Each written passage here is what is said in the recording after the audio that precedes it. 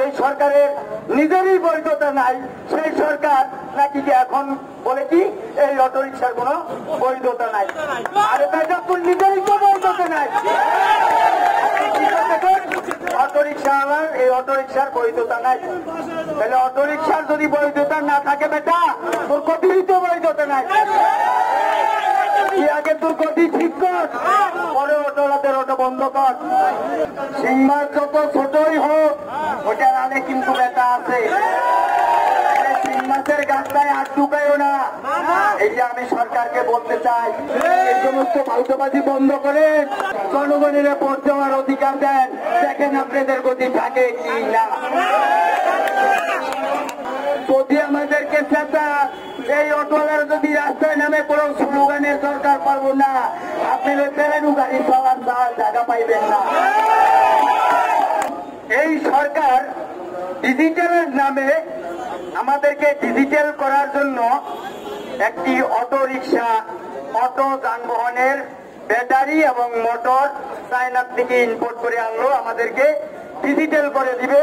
পায়ে আর আমাদের চালানা কোনা কষ্ট করে আমরা সুইচ দিলেই চলবো। হ্যাঁ, সুইচ দিলেই চলবো। তাইলে যারা নাকি এই গাড়িটা ইম্পোর্ট করে মালামাল আনলো, যেই সরকার আনলো ওই 2014 সাল থেকে যে সরকার নাকি ভোট চুরির মাধ্যমে ক্ষমতায় আছে, যে সরকারের নিজেরই বৈধতা নাই সেই সরকার নাকি এখন বলে কি এই অটোরিকশার কোনো বৈধতা নাই। আরে বেজাপুর নিজেরই তো বৈধতা নাই, অটোরিকশাওয়ালার এই অটোরিকশার বৈধতা নাই। তাহলে অটোরিকশার যদি বৈধতা না থাকে বেটা তোর কতই তো বৈধতা নাই। আগে তোর গতি ঠিক কর, পরে অটোলাদের অটো বন্ধ কর। অটোওয়ালারা পেটের দায়ে দেশে কেউ নদী ভাঙ্গা, কেউ বাড়ি হারা, ভিটা হারা, জমি হারা, দেশে যখন টিকতে না পারে, থাকতে না পারে, খাইতে না পারে, ঋণের দায়ে যখন ঘরে পড়ে থাকতে ঘরে থাকতে পারে না, তখন ঢাকা শহরে আইসা যখন কাজ না পায় রিক্সায় গ্যারেজে যায়, একটা রিক্সা পায় অল্পতে চালায় দেনার শোধ করে, তার বউ বাচ্চা নিয়ে খাওয়া দাওয়া করে, ঠিকমতো চলাফেরা করে, তার ইনকাম সোর্স বন্ধ করে দিয়া তুমি অটো বন্ধ করে দিবা। তোমার এই ক্ষমতা এই দেশে তুমি কারে দিয়া ক্ষমতায় আছো? জনগণকে দিয়া।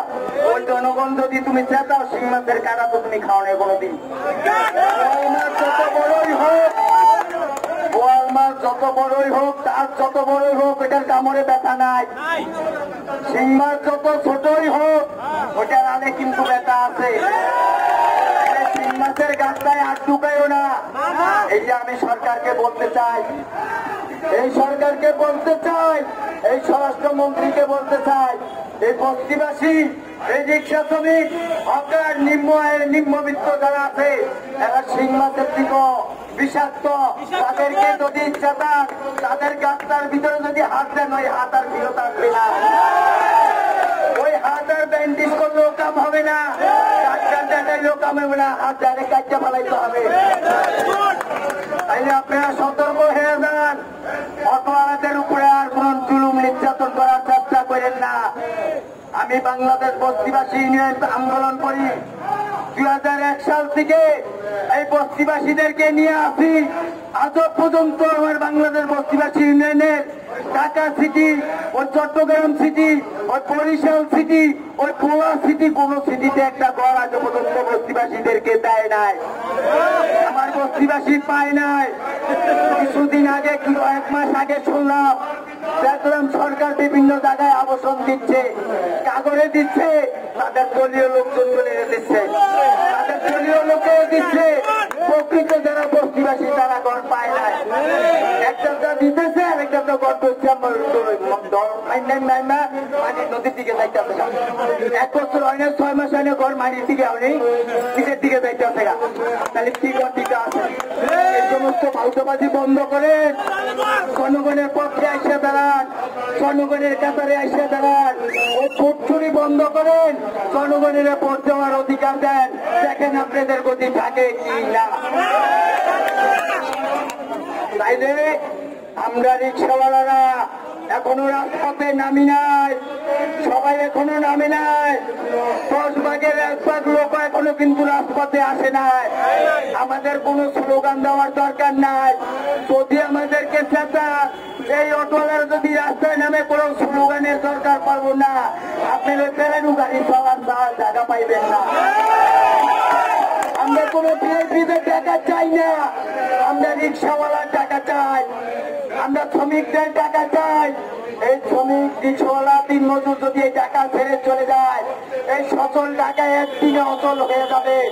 আপনাদের এই পরিষ্কার পরিচ্ছন্নতা যেভাবে আমার বউ, আমার মা, আমার বোন যায় আপনাদের বাসায় যায় সুন্দর করে পাক করে দেয়, আপনারা খান তামিল দিয়া, কাটা তামিল দিয়া। এই কাটা তামিল দিয়া খাওয়া বন্ধ হয়ে যাইব যদি এই রিক্সাওয়ালার বউ আপনারা পাক করে না দেয়। যদি এই রিক্সাওয়ালার বউ কাপড় না দিয়ে দেয়, আপনার গায়েতে আমার থেকে বেশি বন্ধ করবো। কারণ আপনাদের কোটিপতি মাইয়া আনছেন বিয়ে করে, সে কাপড় দিতেও জানে না, বাথরুম আমাদের পরিষ্কার করতে জানে না, আপনার ভাত রাঁধতে জানে না, ওই মাছ কাটতে জানে না।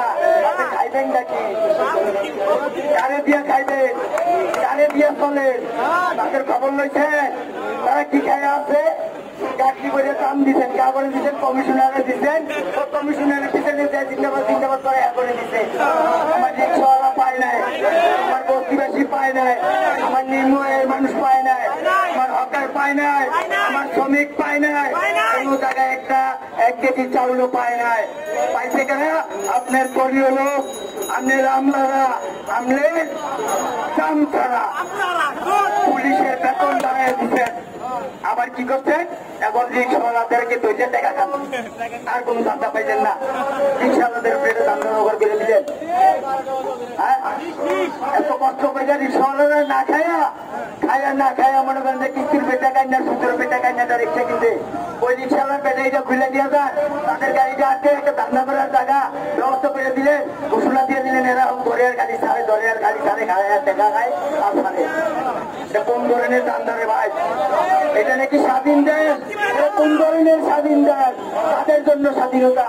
তবে স্বাধীন দেশে বড় লোকরা একলা করছিল, সূত্রকীয় পয়সাওয়ালারা একলা করছিল, আর যুদ্ধ করছে এই দেশের রিক্সাওয়ালা, যুদ্ধ করছে এই দেশের কৃষক, যুদ্ধ করছে এই দেশের শ্রমিক, যুদ্ধ করছে এই দেশের মেহনতি মানুষ। রাজপথে জীবন দিচ্ছে তারা, ওই বড় লোকরা দেয় নাই। তাহলে আমরা স্বাধীনতা করলাম, স্বাধীনতা আনলাম আমাদের রক্তের বিনিময়, শ্রমিকের বিনিময়, পরিশ্রমের বিনিময়। আজকে আমাদের উপরে লাঠি চালান আর আমাদের গাড়ি আজকে এখন চেয়ে দেন। এই ধরনের বাউতাবাজি ছাড়েন, এই ধরনের বাউতাবাজি ছাড়েন, আর না এলে সামনের দিকে ভালো হবে না। গত মিটিংয়ে আমাদের এই সবার যিনি নেতৃত্ব দেন উনি বলেছিল আমরা একটা সেমিফাইনাল খেলা খেললাম, সামনে একটা বড় ফাইনাল খেলা হবে। আমিও বলতে চাই আপনারা যদি এখন থেকে আজকের পর থেকে যদি এই অটো ভঙ্গ না, ধরা ভঙ্গ না করেন, সামনের দিকে একটা ভয়াবহ খেলা আপনাদের সাথে